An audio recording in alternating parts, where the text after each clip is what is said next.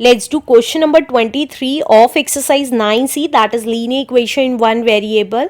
इस क्वेश्चन को करने से पहले मैं आपको बता दूं कि मैंने सारी एक्सरसाइजेज इसकी 9A 9B ऑलरेडी अपलोड कर चुकी हूँ.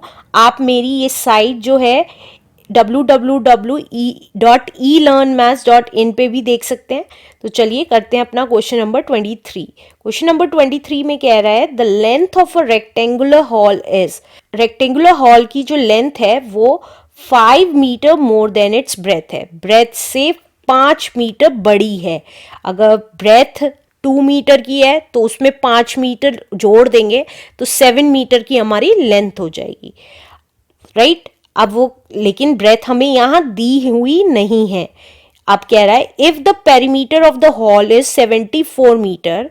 अगर पेरीमीटर हॉल का 74 मीटर है तो हमें लेंथ और ब्रेथ निकालनी है. तो कैसे निकालेंगे, क्योंकि हमें ब्रेथ नहीं दी हुई है. जो चीज़ नहीं दी हुई होती उसको हम x मान लेते हैं. तो हमने यहाँ पे लिखा let the breadth be breadth let the breadth of rectangular hall be, rectangular hall की ब्रेथ हमने x मीटर मान ली. जो चीज़ नहीं दी हुई उसको x मान लेते हैं. अब देखिए लेंथ अगर आप देखेंगे वो कह रहा है 5 मीटर ज़्यादा है उसकी ब्रेथ से. तो हमने कहा लेंथ आ गई हमारी, लेंथ ऑफ रेक्टेंगुलर हॉल जितनी ब्रेथ थी उसमें 5 मीटर ज़्यादा, राइट. तो ये मीटर. अब हमें पेरीमीटर दे रखा है, पेरीमीटर ऑफ रेक्टेंगुलर हॉल जो कि कितना दे रखा है हमें, दैट इज 74 मीटर. 74 मीटर दे रखा है. अब हमें पेरीमीटर, रेक्टेंगल के पेरीमीटर का फॉर्मूला पता है. अब हमें रेक्टेंगल के पेरीमीटर का फॉर्मूला पता है जो कि होता है ट्वाइस लेंथ प्लस ब्रेथ. अब वैल्यूज पुट कर देंगे. अब पेरीमीटर दिया हुआ था 74, 2 एज इट इज. लेंथ दे रखी थी x प्लस 5 जो हमने अभी अभी कैलकुलेट की है, और ब्रेथ दे रखी है x. वैल्यूज पुट कर दी. अब 74 अपनी जगह, 2 एज इट इज. अब लाइक टर्म्स क्या है, x और x. तो x प्लस x कितना हुआ, 2x प्लस 5 हो गया. अब इस 2 की मल्टीप्लाई इस 2x में भी और इस 5 में भी करेंगे तो ये आया 74 इक्वल्स टू 2 की मल्टीप्लाई 2x में प्लस 2 की मल्टीप्लाई 5 में. तो ये कितना आ गया, 74 इक्वल्स टू कांस्टेंट की कांस्टेंट से मल्टीप्लाई, 2 2 जा 4, x वेरिएबल x ही था तो x लिख दिया. अब 2 5 जा 10. अब वेरिएबल अपनी जगह रहेगा, ये कांस्टेंट वैल्यू इधर आ जाएगी तो प्लस की थी माइनस की हो जाएगी. तो 74 में से 10 माइनस कर दिया इक्वल्स टू 4x. तो ये कितना आ गया, 64 इक्वल्स टू 4x आ गया. 74 में से 10 गया इज 64, राइट.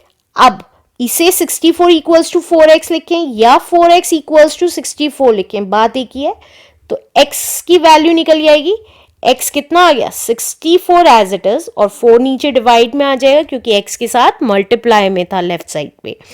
तो राइट हैंड साइड में डिवाइड में आ गया. आप देखिए ऊपर नीचे 4 से काट देंगे, 4 1 जा 4, 4 1 जा 4 एंड 4 6 जा 24. तो x की वैल्यू कितनी आ गई, 16. और x हमने किसे माना था, देखिए ब्रेथ को माना था. तो ब्रेथ ऑफ रेक्टेंगुलर हॉल कितनी आ गई, ब्रेथ आ गई हमारी 16 मीटर और लेंथ आ गई हमारी ब्रेथ से 5 मीटर ज्यादा. तो that is 21 metre is the answer. Let's do next question now. Question number 24 is a wire of length 86 centimetre is bent. एक वायर है जो कि 86 सेंटीमीटर की है जो बेंट कर दी गई, is in the form of a rectangle. एक वायर जो लंबी थी, स्ट्रेट लाइन की फॉर्म में थी, उसको रेक्टेंगुलर की फॉर्म में शेप दे दी गई, सच दैट, इस तरीके से कि its length is 7 metre more than its breadth. कि उसकी जो लेंथ थी, जो पूरी ऐसे लेंथ थी वायर की, देखिए ऐसे लेंथ थी, इस लेंथ, ये लेंथ हमें कितनी दे रखी है, 6 सेंटीमीटर की दे रखी है। इसको बेंड करके हमने एक रेक्टेंगल बना दिया। तो बेंड करके बनाया तो इसका मतलब इन सारी साइड्स का सम हमारा 86 है। और जब भी इन सारी साइड्स की बात होती है तो हमारे पेरीमीटर होती है, कोई भी शेप हो तो पेरीमीटर कहेंगे, और अगर सर्कल की फॉर्म में होता है तो सर्कमफ्रेंस कहेंगे। ये हमेशा याद रखिएगा। अब क्योंकि सारी साइड्स का सम 86 सेंटीमीटर है तो इसका मतलब ये हमारा क्या दे रखा है, पेरीमीटर दे रखा है रेक्टेंगल का। अब क्या कह रहा है, इस तरीके से बेंड की गई कि उसकी लेंथ जो है 7 सेंटीमीटर ज्यादा है उसकी ब्रेथ से। Find the length and breadth of the rectangle so formed. तो हमें लेंथ और ब्रेथ निकालनी है रेक्टेंगल की, जो कि हमें इसका मतलब ब्रेथ तो पता ही नहीं है। ब्रेथ पता चलेगी तो पता चल जाएगा कि लेंथ क्या है, 7 सेंटीमीटर। 7 सेंटीमीटर ज्यादा है ब्रेथ से, राइट। तो हमने ब्रेथ को लेट कर लिया। लेट द ब्रेथ, क्योंकि ब्रेथ गिवन नहीं थी इसलिए लेट कर रहे हैं, ऑफ रेक्टेंगल बी। रेक्टेंगल की ब्रेथ कितनी थी, x मान लेते हैं, x सेंटीमीटर में दे रखी है तो सेंटीमीटर लेंगे। तो लेंथ कितनी हो गई, लेंथ ऑफ रेक्टेंगल, वो कह रहा है ब्रेथ से, जो कि ब्रेथ थी उससे 7 सेंटीमीटर ज्यादा थी, तो x प्लस 7 कह सकते हैं। तो ये आ गई x प्लस 7 सेंटीमीटर लेंथ। अब पेरीमीटर कह रहा है वो, जो कि मैंने आपको बताया कि ये क्यों पेरीमीटर होगा वायर, क्योंकि वो चारों साइड्स कवर करके सेम आ रहा है। तो पेरीमीटर ऑफ रेक्टेंगल भी कह सकते हैं उसको, 86 सेंटीमीटर दे रखा है, राइट। अब हमें लेंथ और ब्रेथ निकालनी है। तो हमने पढ़ा है पेरीमीटर का फॉर्मूला रेक्टेंगल का, जो कि होता है ट्वाइस लेंथ प्लस ब्रेथ। तो अब वैल्यूज पुट कर देंगे। पेरीमीटर क्या कितना दिया हुआ है, 86 सेंटीमीटर। 2 इंटू लेंथ कितनी दे रखी है, यहां से देखिए, यहां से पुट करनी है x प्लस 7, तो x प्लस 7, और ब्रेथ दे रखी है x। तो अब 86 अपनी जगह, 2 अपनी जगह। अब लाइक टर्म्स कौन सी है, x एंड x, तो x plus x is 2x हो गया, 2x प्लस 7 हो गया। अब 86 अपनी जगह।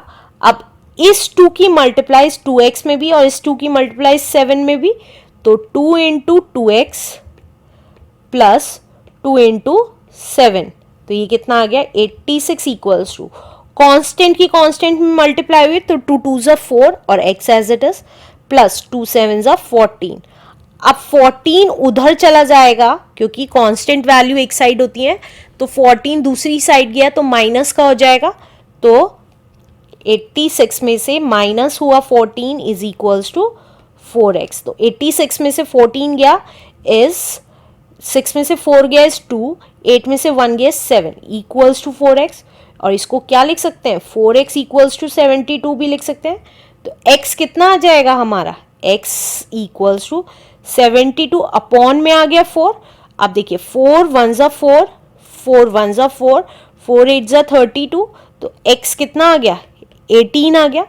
तो हमने x किसे माना था, x हमने ब्रेथ को माना था, तो हमारी ब्रेथ आ गई, ब्रेथ इक्वल्स टू 18 सेंटीमीटर आ गई।